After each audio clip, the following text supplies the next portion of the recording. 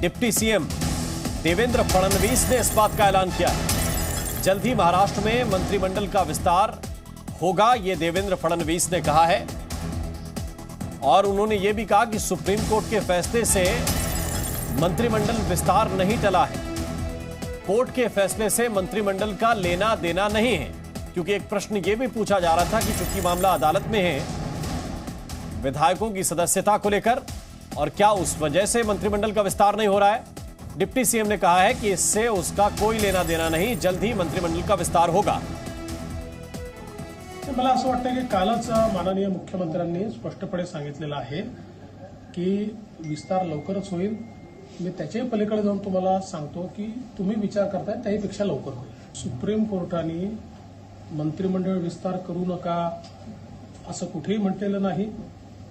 त्या सुनावणीचा आणि मंत्रिमंडळ विस्ताराचा कुठलाही संबंध नाही।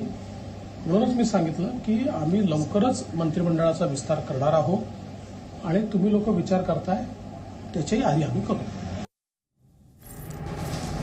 अश्विन पांडे इस वक्त ज्यादा जानकारी के साथ हमारे साथ जुड़े हुए हैं। अश्विन, अगर सुप्रीम कोर्ट में सुनवाई और फैसले से मंत्रिमंडल विस्तार का संबंध नहीं है, तो क्या डिप्टी सीएम ने यह बताया है फिर पेच कहां फंसा हुआ है, विलंब क्यों हो रहा है?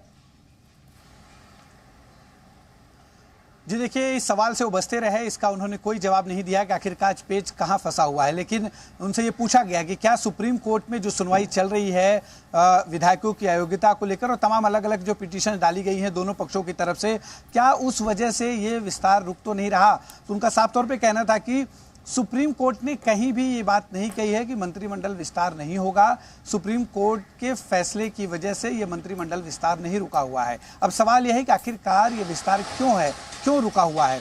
तो जाहिर है जिस तरह से 40 विधायक एकनाथ शिंदे के साथ आए हुए हैं, साथ ही बीजेपी इस गठबंधन में सबसे बड़ी पार्टी है, तो ऐसे में सीटों के बंटवारे और किसे मौका दिया जाए ये बहुत बड़ी चुनौती दोनों ही पक्षों की तरफ है, चाहे बीजेपी हो चाहे फिर एकनाथ शिंदे गुट हो। क्योंकि जो 40 लोग शिवसेना से आए हुए हैं, साथ ही 10 अन्य जो है विधायक हैं, उन्हें कहीं ना कहीं अकोमोडेट करना होगा। वो कुछ ना कुछ उम्मीद लगाकर एकनाथ शिंदे गुट में आए हैं, तो ऐसे में उन्हें कहाँ सेट किया जाए। इसके अलावा बीजेपी चूंकि बड़ी पार्टी है तो उनके लिए भी एक चुनौती है कि चूंकि उन्होंने मुख्यमंत्री की कुर्सी नहीं ली है, उप मुख्यमंत्री की कुर्सी बीजेपी के खाते में आई है, तो ऐसे में अलग अलग जो विधायक हैं, जो सीनियर विधायक हैं, जो पहले सरकार में मंत्री रहे हैं, उन्हें कैसे इस जो है पूरे समीकरण में बैठाया जाए, वो एक चुनौती जाहिर है इस वक्त है। और आपको बता दूं कि देवेंद्र फडणवीस आज ओबीसी की एक बैठक के लिए दिल्ली में मौजूद हैं। एकनाथ शिंदे जो मुख्यमंत्री हैं वो भी दिल्ली में किन्हीं कारणों से गए हुए हैं, तो ऐसे में आज बहुत ज्यादा मुमकिन है कि अलग अलग नेताओं से इनकी बातचीत होगी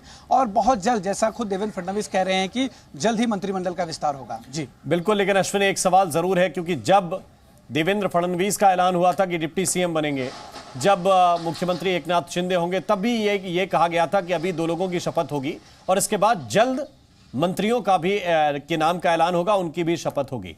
तो ये जो ताजा बयान आया है देवेंद्र फडणवीस का, इस जल्द में कितनी देर छुपी हुई है, यह भी तो एक बड़ा सवाल है। जी देखिए, और यही वजह है कि जो इनके राजनीतिक विरोधी हैं वो चुटकी भी ले रहे हैं कि जल्द विस्तार होगा, लेकिन तारीख नहीं बताएंगे। जैसा कि हम पहले भी देखते रहे, अयोध्या में राम मंदिर निर्माण को लेकर भी बीजेपी को घेरा जाता रहा है कि मंदिर वहीं बनाएंगे, तारीख नहीं बताएंगे। और उसी तर्ज पर अब हम आज देख रहे हैं सचिन सावंत जो कांग्रेस के प्रवक्ता हैं, उन्होंने आज ट्वीट किया कि भाई ये विस्तार तो होगा लेकिन तारीख नहीं बताएंगे।